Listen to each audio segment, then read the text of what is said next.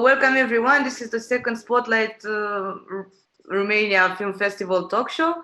And today we're meeting with our friends and past collaborators, catching up on their projects, the projects that they made since the pandemic started. And I'm gonna do a quick round of introductions, and then we're gonna go to each and every one of you. So we have Radu Sticlea. He is the director of the festival BEAST. It's an Eastern European Film Festival taking place in Porto, Portugal. And this year you have a spotlight on Romania. Then we have Dan Angelescu. We know you because in 2017, the festival that you used to work with, which is Bucharest International Film Festival, did a partnership with Spotlight Romania. But now you're here to talk with us about another project of yours, which is Quote Unquote. Then we have Alina Lupu. She's a conceptual artist and a fighter for artist rights in the Netherlands. And Maria Dicieanu, who is a cultural entrepreneur and creator of the Romanian library in the Netherlands. Am I right? Yes. Okay.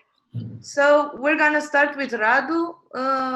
We are super happy to have you with us this year. Our festivals take place at the same time, and since we are online, they are kind of, I don't know, like you have sister cities. We're kind of sister festivals, I guess. The festival is between the 24th and the 28th of March.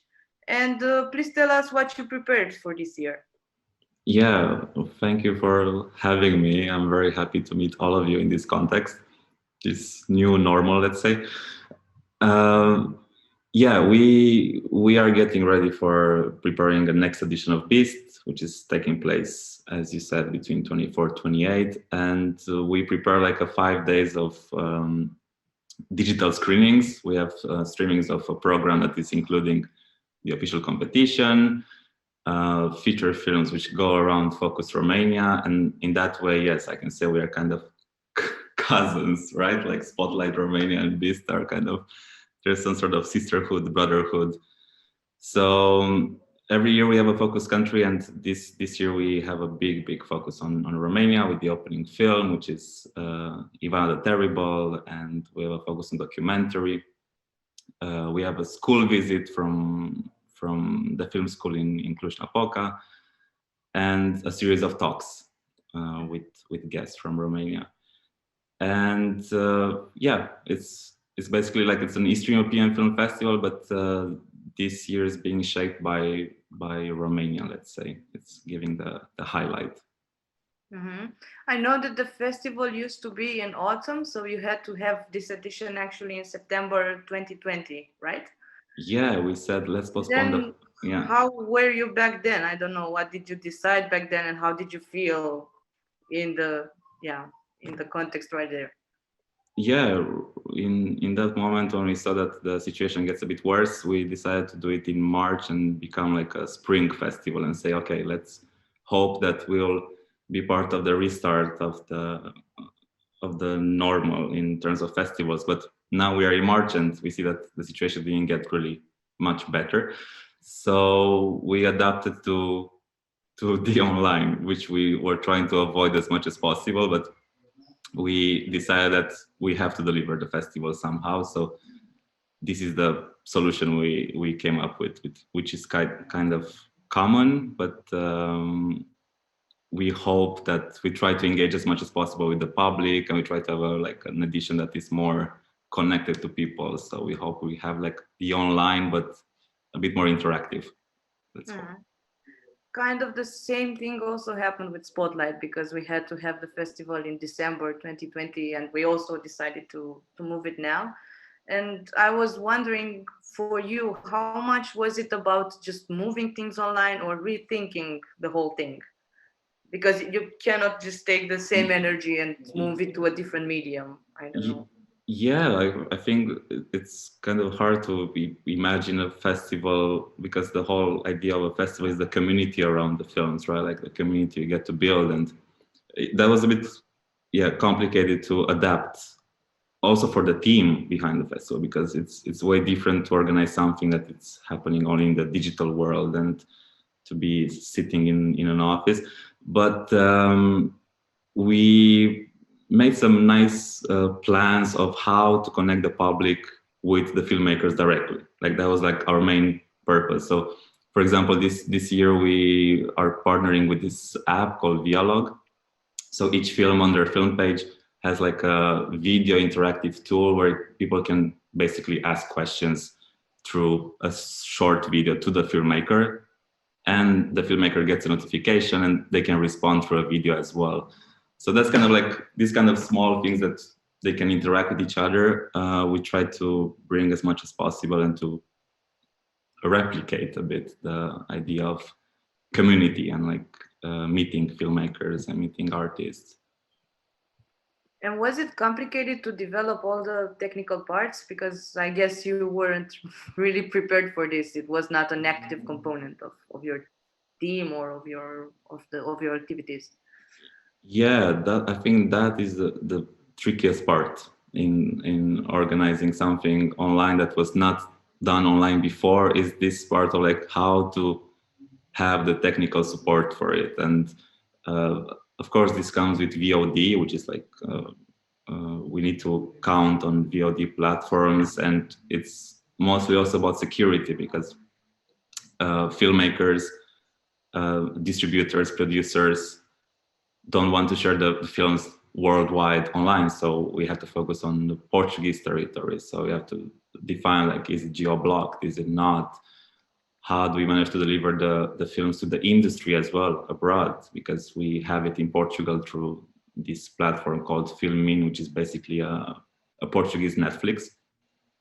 So we're lucky that they are already established, they have their system, they already present films, and that made it easier. But I can imagine like maybe other countries don't have such platforms, and you have to start it from zero. They have to actually build a platform and to adapt to it. So in that sense, we're lucky, and then we try to make the best of it out of these tools like Zoom and Vimeo, creating media libraries. So adapting, I think, means like making the best out of what you already have, like in terms of digital tools. Yeah. I would like to go on to you, Dan, now, because your project actually started in the pandemic times. And then for you, it was not that much about adapting, but more about, creating a concept that is flexible in the current conditions.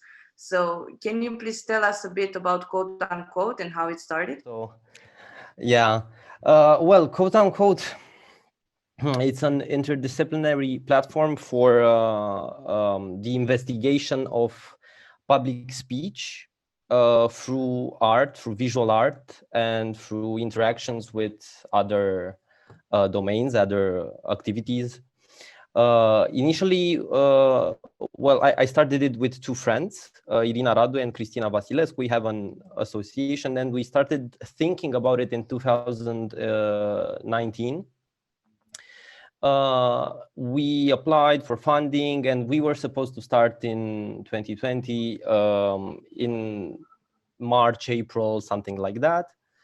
And then we had artists, the discussions with them were ongoing. We had their proposals very, thought out. And in the end, in March, we bought a few flights, and then it went away. So we spent our quarantine in March and April and May just rethinking the whole thing. Not, of course, not in terms of topic. We remain with this umbrella topic of public speech, but how it is explored, because in its essence, the platform, quote unquote, is, I mean, in the beginning, it was about meeting face to face, having dialogues, having debates, talking between, domains.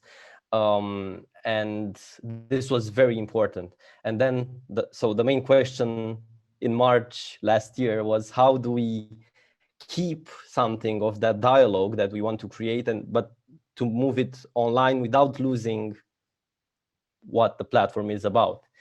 So yeah, of course, some of the works that we were developing, they changed. Some remained the same. Some were, I don't know, they were initially supposed to be like performances, and then we decided, no, of course we can do that over Zoom, or the artist didn't want to do that over Zoom. So they became spread out through different formats, like a podcast and so on. But maybe I can talk more about that later, or if you have another question. Or no, I was curious in terms of keeping the artists close and talking with them, and trying to keep a humane, creative connection with them as active as possible.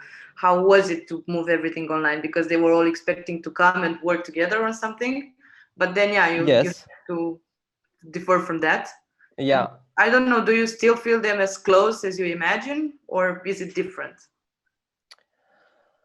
That's difficult to say. I mean, yeah, they were all supposed to come and meet initially and develop projects together. The works were paired. So I mean, initially we had 10 artists last year, and yeah, they were grouped like 2, 3 together and so on. So indeed, the communication and collaboration was more individual, of course. We had an initial round in which we discussed how the works would change. And then, we gave them some time to think about it and to propose some new directions and so on. So the podcast, for example, that I mentioned earlier, that developed through these discussions. Like a few artists said that they would be interesting to have like this broadcast space online, since it's a project about speech and about voice and about language. It became obvious that the podcast format is relevant enough and yet flexible enough to accommodate this topic.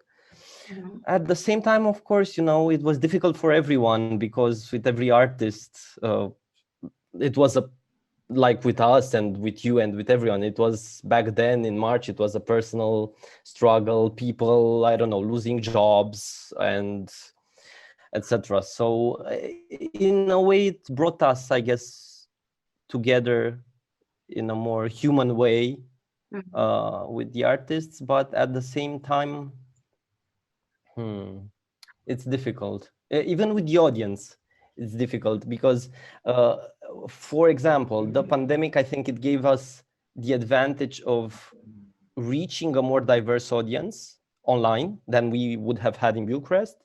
But at the same time, we don't really know that much about who that audience is exactly. I mean, it's great. Maybe it's people from all areas, or like, of course, quote unquote, is targeted as well as at journalists and actors and anthropologists, but besides a few likes and shares and participants being there in some workshops, very nice students and so on, we don't know a lot about these people. Yeah, you basically threw it in the open, and then Yeah. you know who's gonna get the catch on it. Yeah. I'm super impressed by the structure that you created, because quote unquote is basically not a project but a platform of projects. Yes. And why did you feel the need to do this? and how do you see the cultural landscape in Romania and your project, being part of it? Well, in terms of need, I think, public speech and public speaking, speaking in all its shapes and sizes, is something that is, around us in contemporary society all the time, no matter what you do, from politicians giving speeches on the TV, so mass media, to TED Talks or vlogging or speeches all around us. So we felt the need to bring together, as I said, artists and other practitioners from other domains to explore this topic, this umbrella topic, and through it to explore actually, what it talks about. It's a way of talking about issues that we find pressing in contemporary society through speech and trying to decode how speech is represented in mass media, how we use it in different ways, its mechanisms and effects, so to speak, voice, language, translation, the performative aspects of language, and so on. So that's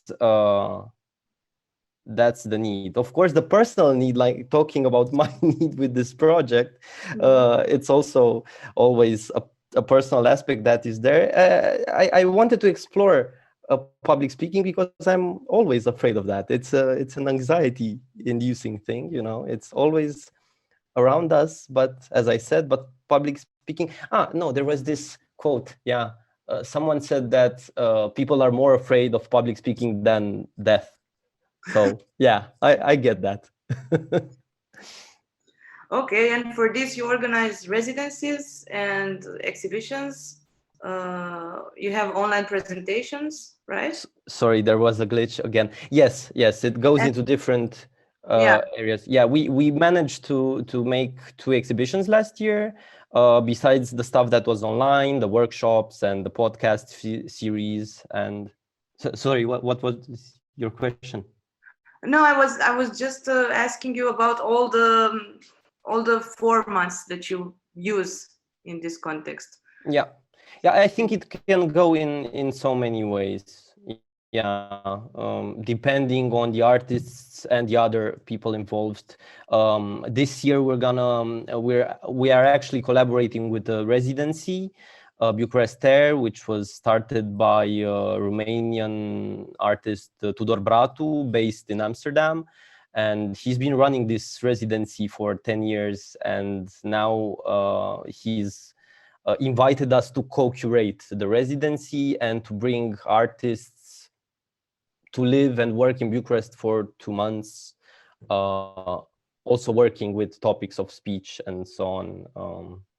We have someone interested in doing, performance about speaking in the public space. We have a lot of different artists that we're gonna announce throughout the year. But that's one, I don't know, one medium to explore this. One component. There's we commissioned a series of video works that was done through an open call. It's called Video Station, so that's also one of the main components of the platform. Because also speech is something. It's somehow abstract in a way. You can talk about it, but how do you represent it visually? So that was also a reason to explore it through moving image. We commissioned 4 video works for this, and we plan on doing this annually as well. Cool. And I wish you a lot of luck with it and with expanding all the things that you started and getting even more artists to come and reflect on the subject. It's super interesting. Thank you. I would like to go on to Miss Alina Lupu. And on your Facebook, it's written that you are a post-conceptual artist, side job, or recently unemployed. And I wanted to ask you, how is work lately for you? I would say that work is like, well, since since shortly before the corona pandemic, I actually became unemployed, and work has been just doing work within the arts, which is a new experience for me. So usually I have several side jobs going along my art practice, but this time around that did not happen anymore. For the first time in 9 years, I'm just an artist. So yeah, that's how work is. Okay. And it feels strange. Let's just say it feels strange. What are you working on lately? I don't know, since last year.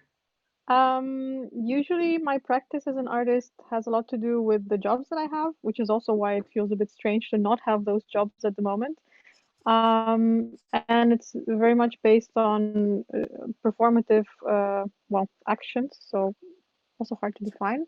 But I also write on the side of my artistic practice. And during Corona, everything kind of moved into the format of writing and also recording what I was writing because I was thinking in terms of making my text accessible and the fact that it wasn't very convenient at the beginning of a pandemic to kind of like stare into your screen and read too much. So it was really hard for me to process information, which is why I thought it would be better to record things.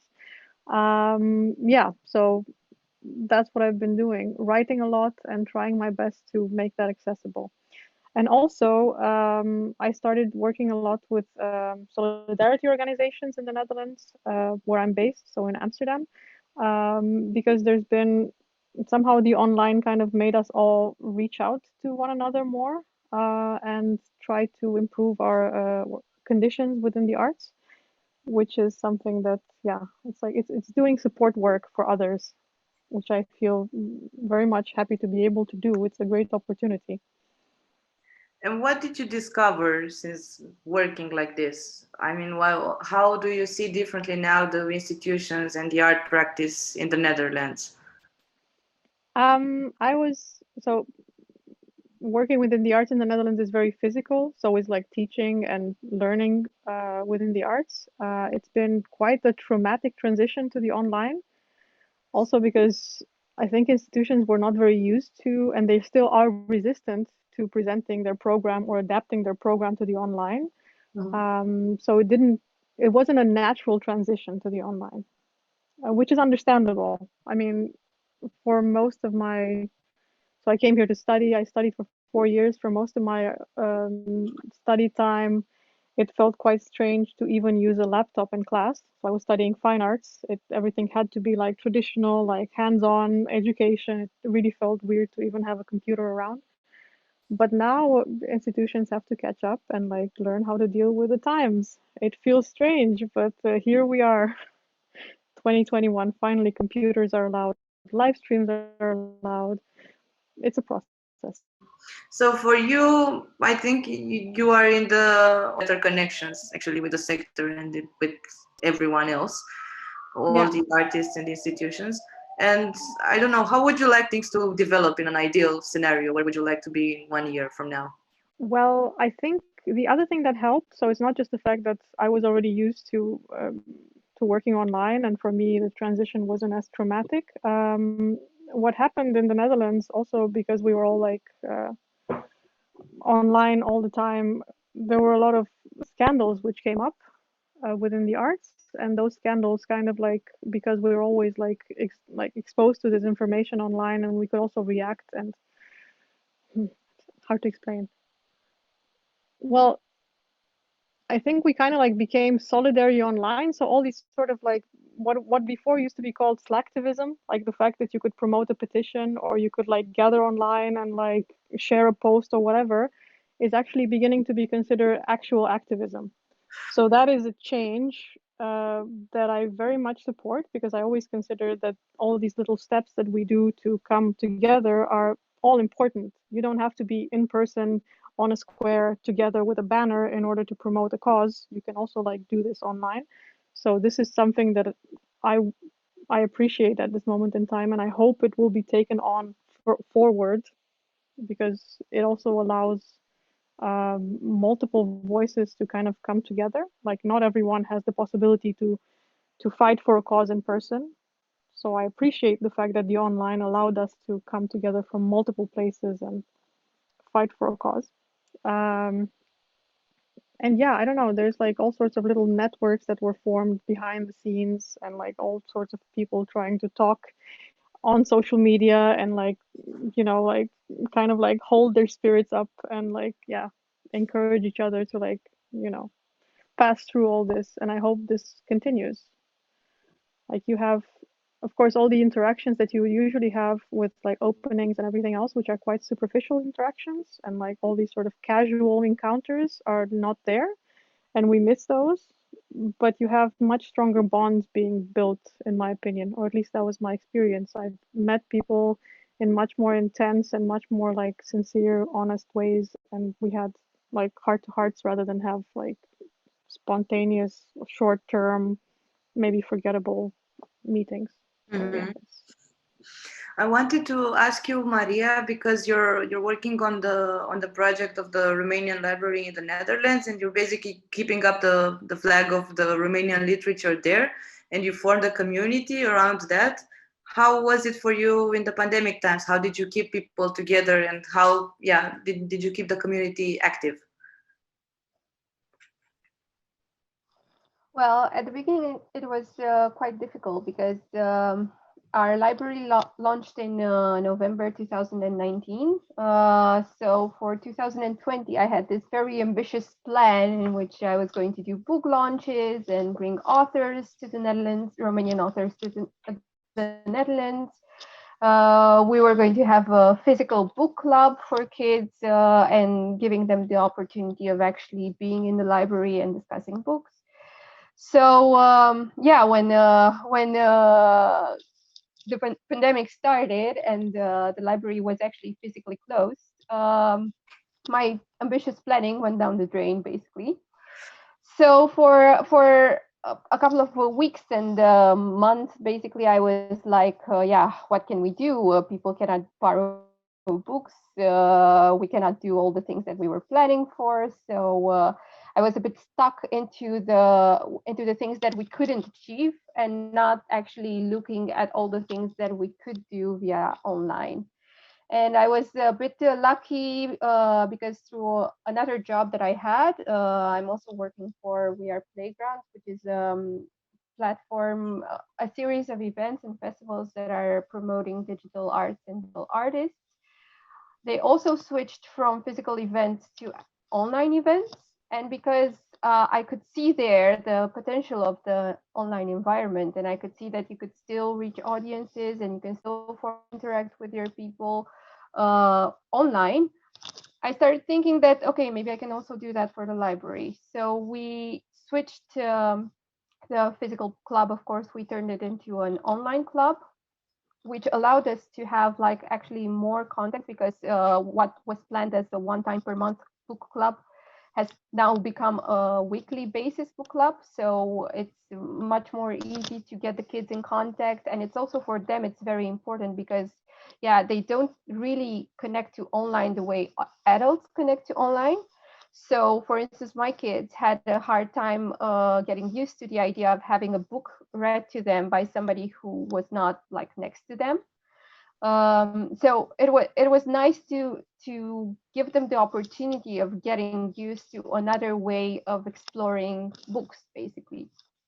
And also we managed to get authors like book that happened online, which was also like a nice step forward. And it also got us the opportunity of actually reaching more people than we would have reached with a physical event, and also getting more people that we didn't have to consider flying them from Bucharest to Amsterdam. We could just connect online and have a talk and chat about their books and trying to present them to the community in the Netherlands. Also, one of our important events, Kinderboekenweek, it's like a week of celebration of books for kids. Usually that was happening in physical form. We would be flying somebody involved in a development of a book, a children's books in Romania. So either somebody from a publishing house or an editor of a magazine or an author. We would be flying that person in Amsterdam, and then we would have like an event at the Romanian school in Amsterdam. again, this was not possible in 2020, but we moved from one presentation to 5. So we had the series of 5 evenings, each evening with its own guesting. So we had like a meeting with an author, we had a meeting with a coordinator of a festival of book trailers, we had a meeting with an editor of a magazine. We had a night in which we actually talked with somebody who told a story, so like storyteller. So it was a much more diverse project like this. And I know you're working with a quite small team for now. And I was wondering if for you, moving everything online, was it easier to organize things like this than it would have been in a physical space? Because you did a Definitely lot of that. things, and you Yeah, are a that few was people. it was definitely easy to organize to work with a smaller team in the online environment, and of course every physical event requires also a lot of volunteers who are there doing a lot of work, and yeah, this was needed less with online, but still also I've learned that even though it seems like you can like very easily do it all, you just like connect to Zoom and you have like a talk, it's still good to have people helping you, like overview the social media channels, keep contact with the people who are commenting live. It's a different interaction, but yes, it's definitely much more manageable with a smaller team. Yeah, yeah. I would like to address a question to you all, and I was wondering what is a thing that you discovered in the last year that's to do with your project or your practice or the initiative that you coordinate that you would like to keep. I mean, something that you added just because of this context, and now you really want to hold on to no matter what happens if we go back to physical spaces or whatever happens next. So yeah, what's the nicest thing that you discovered being in this challenging, I don't know, context?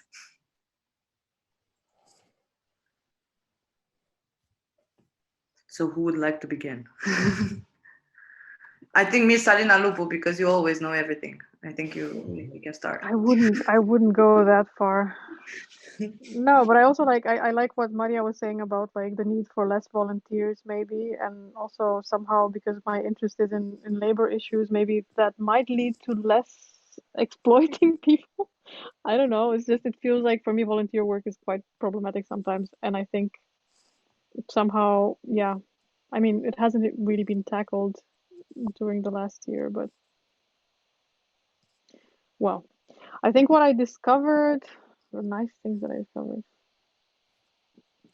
Yeah, I'll just stick to solidarity again. I just think the fact we're all in this kind of in the same situation, but not really, but like we seem to be having more things in common than before because of this pandemic, kind of led to us trying to like at least attempting to understand each other a bit better. So that's, yeah, that kind of is the nice thing, the silver lining. But it's a And step, you know?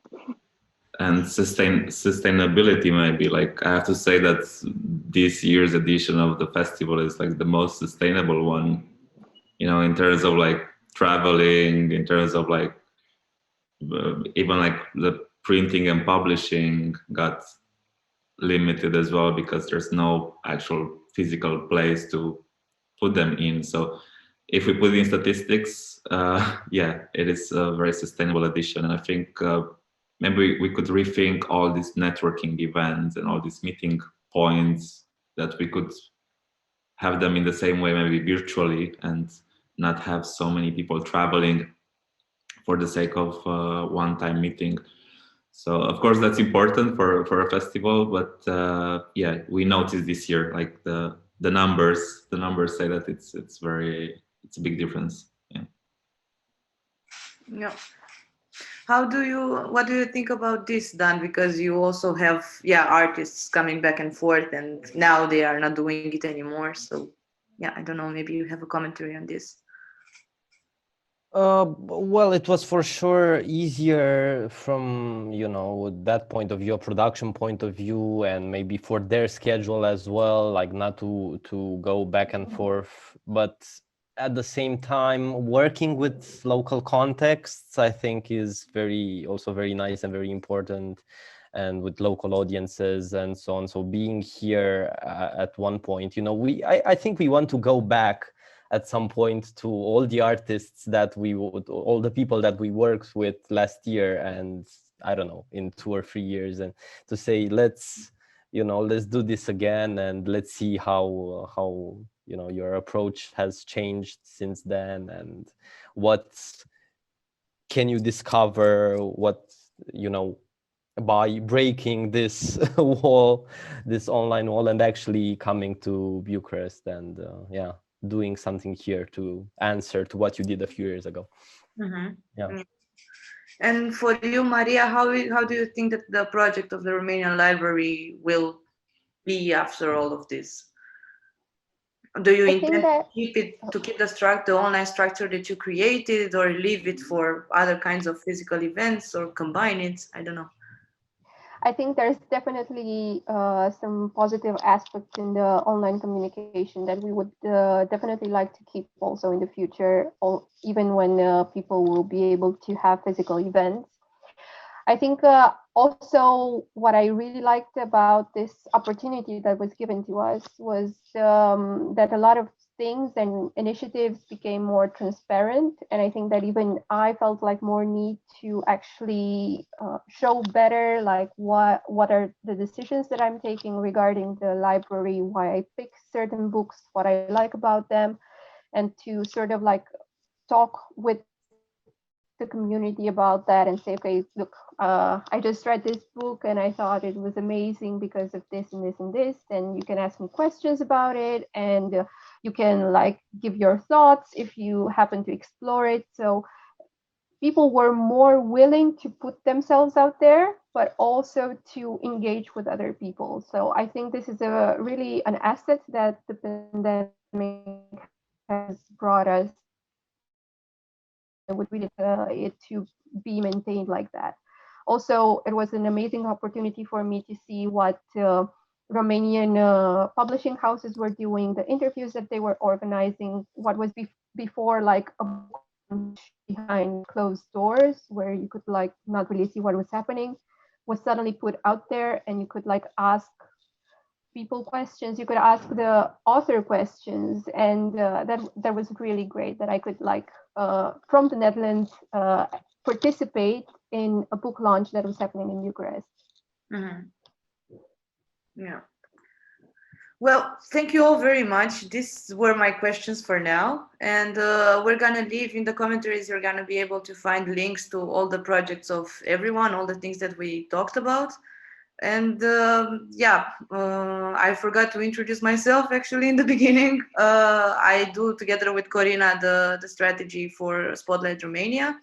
And we hope to see you next year, or maybe this year later again. I don't know if it's going to be online or offline. I don't know, maybe we can brainstorm on that afterwards. But yeah, I wish everyone good luck with their projects, and no matter what, to keep them going, because I think that what we can take out of this conversation is the fact that communities are really important, and we all want to keep our people close. So online or offline, that doesn't matter how we do it, but as long as we stay together and solidary, I think it's gonna be fine. And now in the end, I'm gonna leave a bit of a piece of music. Actually, I also did a project during the pandemics. It's called Brought Up on Music. And it's a project in which we educated teenagers who come from families of traditional music players to make documentary materials on their families and on their traditions. So we're gonna end this talk show with a piece from Florinel Caraivan from Făurei. And hope to see you soon again, online or offline. This was it for now. Thank you very much. Thank you. Thank you. Bye-bye.